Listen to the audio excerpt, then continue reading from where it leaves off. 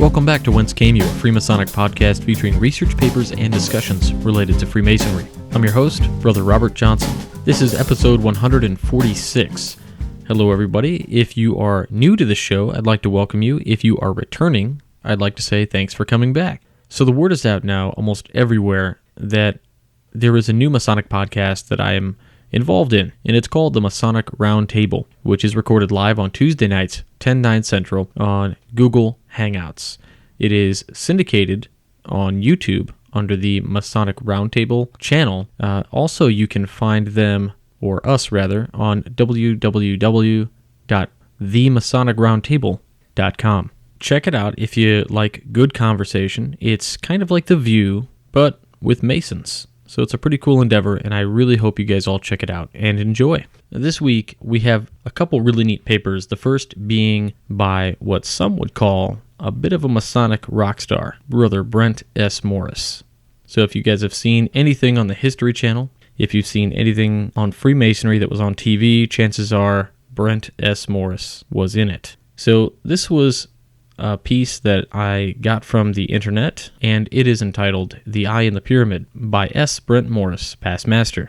In, at times, a strongly worded article, Dr. S. Brent Morris, a member and past master of Patmos Lodge No. 70, Ellicott City, Maryland, has set the record straight, quote-unquote, on the myth that the Great Seal of the United States represents a Masonic symbol. The facts are clearly presented together with several examples of the use of the quote-unquote all-seeing eye, prior to any known Masonic use. This straightforward article is being presented as a short talk bulletin so that the Freemasons may have an answer when the question is asked, is the seal of the United States a Masonic symbol? Historians must be cautious about many well-known quote-unquote facts. George Washington chopped down a cherry tree when a boy had confessed the deed to his father.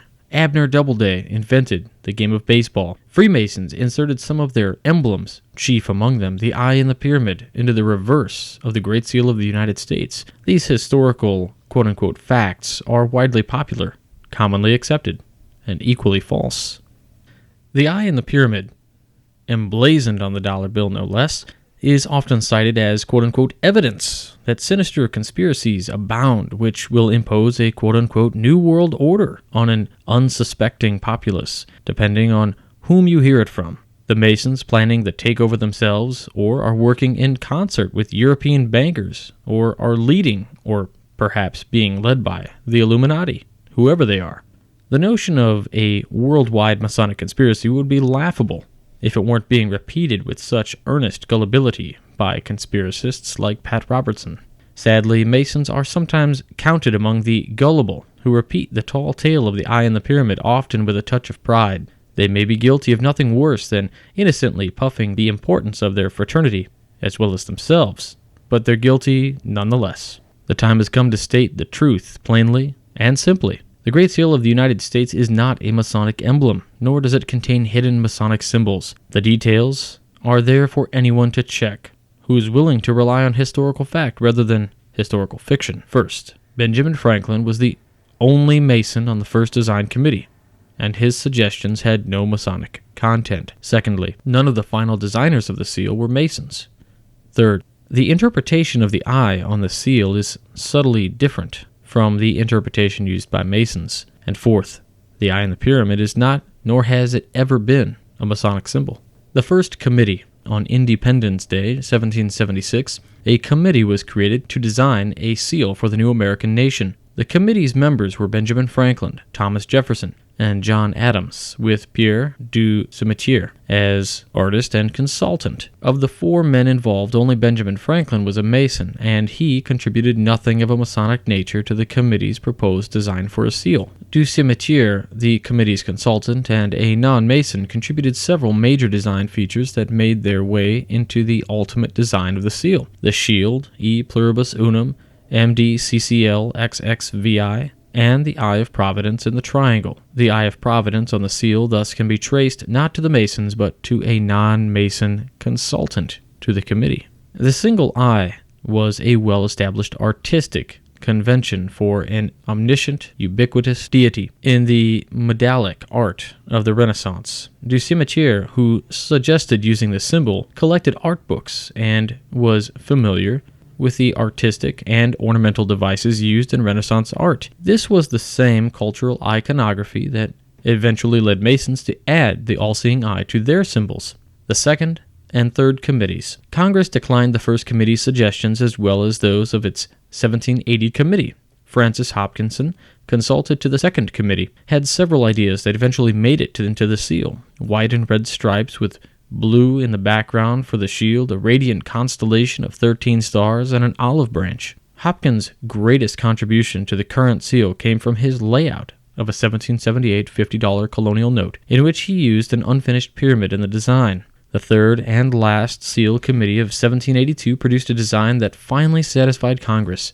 Charles Thomson, Secretary of Congress, and William Barton, artist and consultant, borrowed from earlier designs and sketched what at length became the United States seal. The misinterpretation of the seal as a Masonic emblem may have been first introduced a century later in 1884. Harvard professor Eliot Norton wrote that the reverse was practically incapable of effective treatment. It can hardly, however artistically treated by the designer, look otherwise than as a dull emblem of the Masonic fraternity. Interpreting the symbol. The remarks and explanations of Thomson and Barton are the only explanation of the symbol's meaning. Despite what anti-Masons may believe, there's no reason to doubt the interpretation accepted by the Congress. The pyramid signified strength and duration, the eye over it, and the motto allude to the many signal interpretations of providence in favor of the American cause. The committees and the consultants who designed the Great Seal of the United States contain only one Mason, Benjamin Franklin.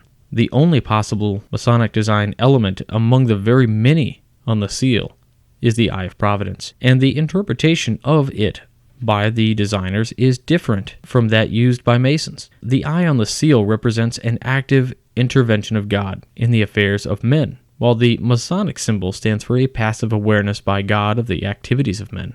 The first official use and definition of the all-seeing eye as a Masonic symbol seems to have come up in 1797 with the Freemasons' monitor of Thomas Smith Webb 14 years after Congress adopted the design for the seal. Here's how Webb explains the symbol. And although our thoughts, words, and actions may be hidden from the eyes of man, yet that all-seeing eye, whom the sun, moon, and stars obey, and under whose watchful care even comets perform their stupendous revolutions, pervades the inmost recesses of the human heart, and will reward us according to our merits. The eye in the pyramid. Besides the subtly different interpretations of the symbol, it is notable that Webb did not describe the eye as being a triangle. Jeremy Ladd cross-published the True Masonic Chart or Hieroglyphic Monitor in 1819, essentially an illustrated version of Webb's monitor.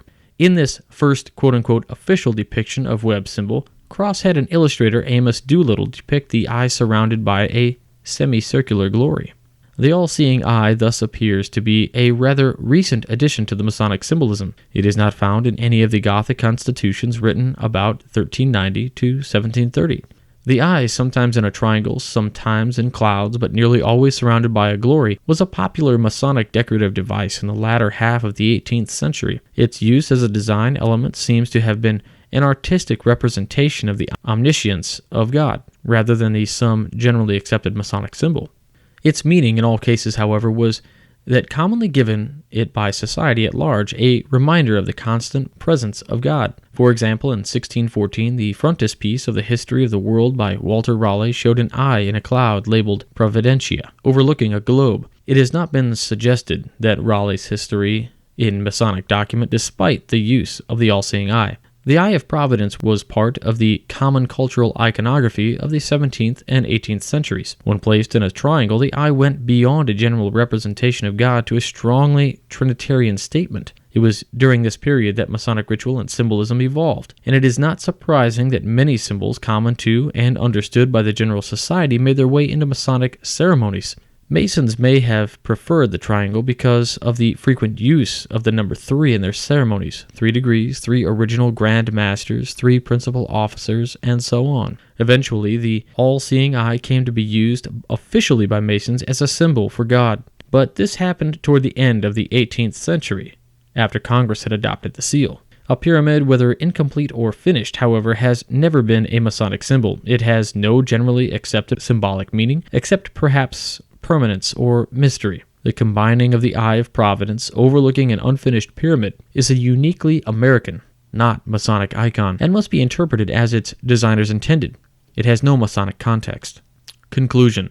It's hard to know what leads some to see Masonic conspiracies behind world events, but once that hypothesis is accepted, any jot and title can be misinterpreted as quote-unquote evidence. The Great Seal of the United States is a classic example of such a misinterpretation, and some Masons are as guilty of the exaggeration as many anti-Masons. The Great Seal and Masonic symbolism grew out of the same cultural milieu. While the all-seeing eye had been popularized in Masonic designs of the late 18th century, it did not achieve any sort of official recognition until Webb's 1797 monitor. Whatever status the symbol may have had during the design of the Great Seal, it was not adopted or approved or endorsed by any Grand Lodge. The Seal's Eye of Providence and the Mason's all-seeing eye each express divine omnipotence, but they are parallel uses of a shared icon, not a single symbol. Alright, so how do you guys feel about his conclusions? Do you believe them? Do you feel he's right, wrong? Let me know via email or Facebook. Let's chat about it. So the next piece that I have for you is really pretty neat. It's about Sherlock Holmes and Freemasonry. You have all heard me talk about Murder by Decree, a great movie, but this one is so neat, I just had to read it. Here we go. Sherlock Holmes and Freemasonry by Brother Robert T. Runciman. Brother Robert T. Runciman wrote an article by the same title that was published in 1991. This short talk bulletin was taken from that article. Sir Arthur Conan Doyle. In Beaton's Christmas Annual of 1887, Sir Arthur Conan Doyle presented to the public A Study in Scarlet, his first Sherlock Holmes story. From this beginning, there followed 56 short stories and 3 novels with Sherlock Holmes and his Boswell John H. Watson, medical doctor, as the principal characters.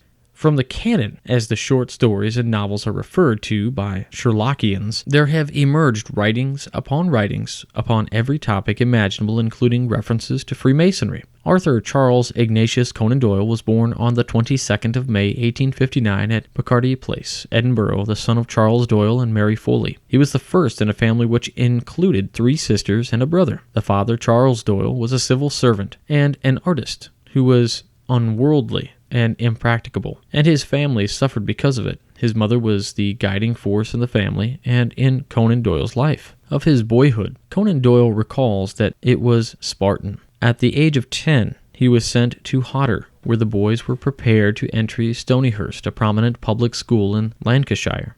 When he was ready to pursue his higher education, it was decided that he should enter medical school at Edinburgh University. He entered in 1876 and graduated with a degree of bachelor's in medicine in 1881. As part of his medical studies, he spent 7 months as surgeon on the Walling ship Hope in the Arctic in 1880. After taking his medical degree, Doyle sailed to South Africa for 4 months as a ship's doctor on board the Mayumba. Conan Doyle married Louise Hawkins in 1885. From that union were born 2 children. His wife, whom he called Tully, died of tuberculosis in 1906 after a 13-year illness and despite recuperative treatment at several locations. In 1907, he married Jean Leckie, and there were 3 children of that marriage. Conan Doyle is reported to have been able to write his stories in a variety of situations and circumstances. For example, while riding on a train or in a room full of people, and his handwritten manuscripts indicate that they required very little revision. Although he is best known for the Holmes canon, Conan Doyle considered himself to be a historical novelist, and that is where his primary interest lay. Among many such works from his pen were Micah Clarke, The Farm of the Girdlestone, The White Company, and The Refugees. He also wrote many short stories, including those about a Brigadier Gerard and Sir Nigel, and the others on the themes of mystery and terror. There is a further collection entitled Round the Red Lamp, which relates to his medical practice, and the Stark Munro letters, which are autobiographical in character. But his real autobiography was Memoirs and Adventures. He was quite irritated that his detective stories received more attention than his other work. In 1923, he wrote, quote, "I believe that if I had never touched Holmes, who tended to obscure my higher work, my position in literature would at the present moment be a more commanding one." End quote. Indeed, Conan Doyle became so disenchanted with Sherlock Holmes that in The Final Problem, written in 1893, Holmes was killed in a fall over the Reichbach Falls in Switzerland while in deadly combat with Professor Moriarty, the Napoleon of crime, and his archenemy. Holmes's death dismayed readers so much that letters of complaint poured in. In one, a lady addressed the author as, quote, "You brute," and even his mother begged him not to kill Holmes. Some men wore black armbands in mourning. In 1903, Holmes was restored to life in The Adventure of an Empty House. From August 1901 to April 1902, The Hound of the Baskervilles appeared in serial form in the Strand magazine, but Conan Doyle remained adamant that Holmes was dead, and this was a previously unchronicled case. He was also a prolific writer on various topics of current interests and wrote innumerable letters to the press. He was responsible for introducing downhill skiing into Switzerland, the introduction of metal helmets for combat soldiers, and the inflatable life preserver for sailors. He was also an energetic champion of divorce reform and was one of the first proponents of tunnel connecting to England and France. Although he was too old for active service in World War I, he was actively engaged in the war effort on the home front and wrote and spoke about the hostilities.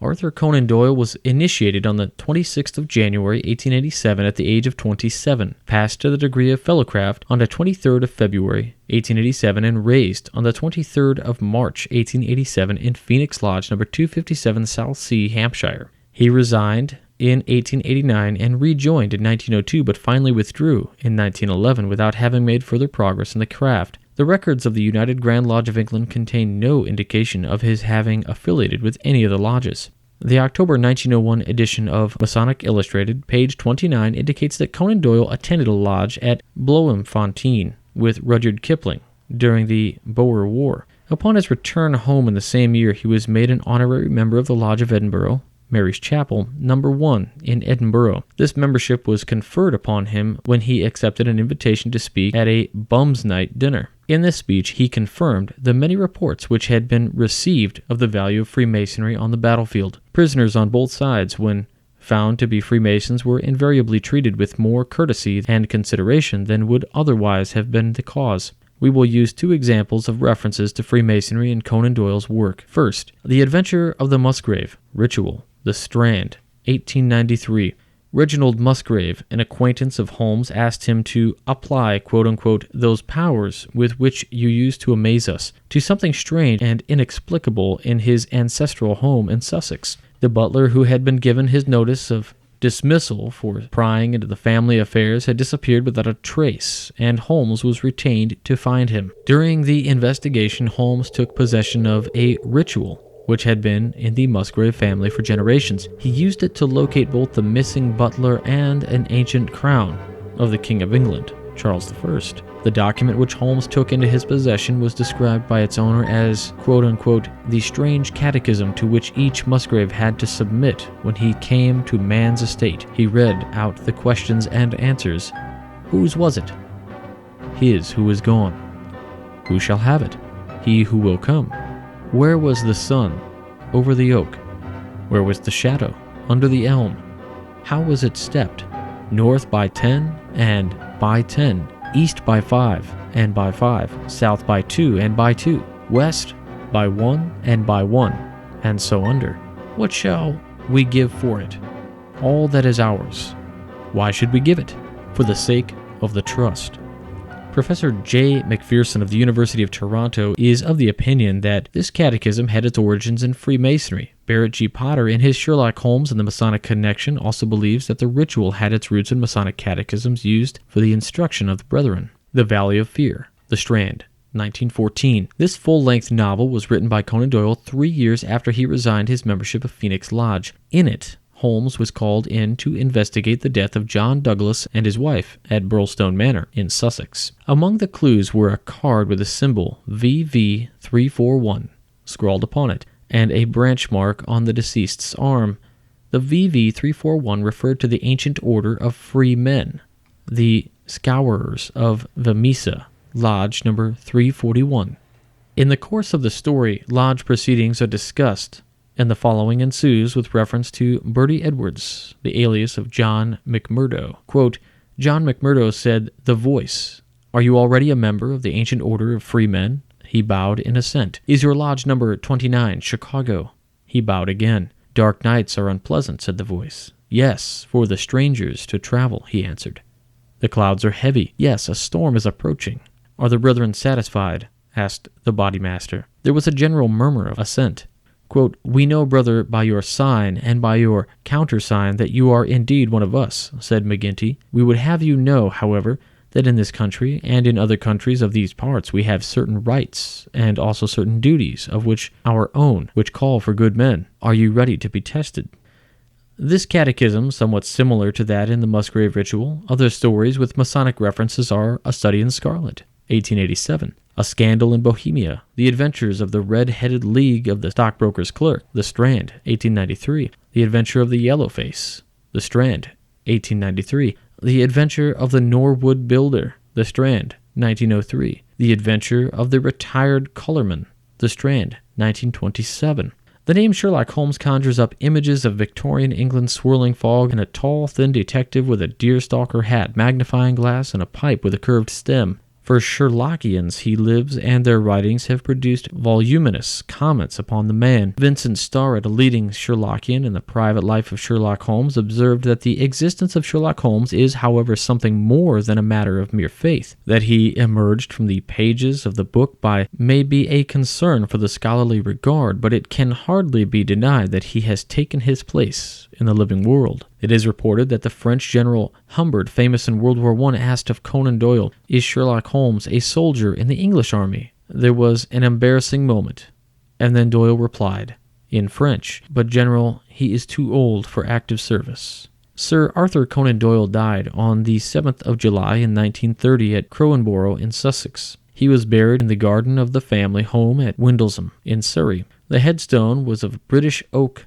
and is inscribed only with his name, his date of birth, and the 4 words, "Steel true, blade straight." 18 years earlier, without realizing it, he had written his own epitaph. "I have wrought my simple plan. If I give 1 hour of joy to the boy who's half a man, or the man who's half a boy." Okay, so very cool, and I've covered Sir Arthur Conan Doyle before in Famous Freemason segments. However, this does not take a revamped approach at covering that. We still have a famous Freemason this week, so let's get to it. So this week's famous Freemason is a pretty cool guy. He wrote one of my favorite books. It's Michael Halloran. He was born in 1963 and is an American attorney and scholar on the history of Freemasonry. Halloran received a master's degree in American history from the University of Kansas in 1989 and his Juris Doctorate from Washburn University in Topeka, Kansas in 1995. He is an adjunct instructor at Emporia State University. Halloran is an author of both articles and a book on Masons in the American Civil War, as well as a regular column in the Scottish Rite Journal recounting the adventures of Brother Hiram Brother, a 19th century Mason. The stories are framed as extracts from Brother Brother's previously undiscovered journals. Halloran is the executive editor of the Journal of Masonic Society and was installed as Grand Master of the Grand Lodge of Kansas, AF&AM, on March 22nd, 2014. Halloran has presented papers at numerous scholarly conferences in the United States and England. Among these, he was a featured speaker at the Battle of Gettysburg, the 150th anniversary, sponsored by the Gettysburg Foundation, and presented on methods of historical research for the Quarry Project. Some awards and recognitions. In 2006, he was awarded the Scottish Rite Research Society's Albert G. Mackey Award for Excellence in Masonic Scholarship for his article on Masonic Courtesy in the American Civil War. And in 2008, he received the Nova Award from Internet Lodge number 9659. Of his book, The Better Angels of Our Nature, one reviewer said, "The Better Angels of Our Nature accomplishes what few books about Freemasons are able to do. It explores the legends and the long-told tall tales of the fraternity in an academic fashion with both dispassionate analysis of the facts and an obvious passion for the subject." Another says, "Patriotic, kind-hearted men who embrace the Masonic Brotherhood deserve exactly what Halloran delivers, clear-headed, well-sourced narrative of American Freemasonry in one of this country's darkest hours." That's it for this week. Please remember to find us on Facebook and follow us on Twitter at Whence. We're also on Google Plus at the email address wcypodcast@gmail.com.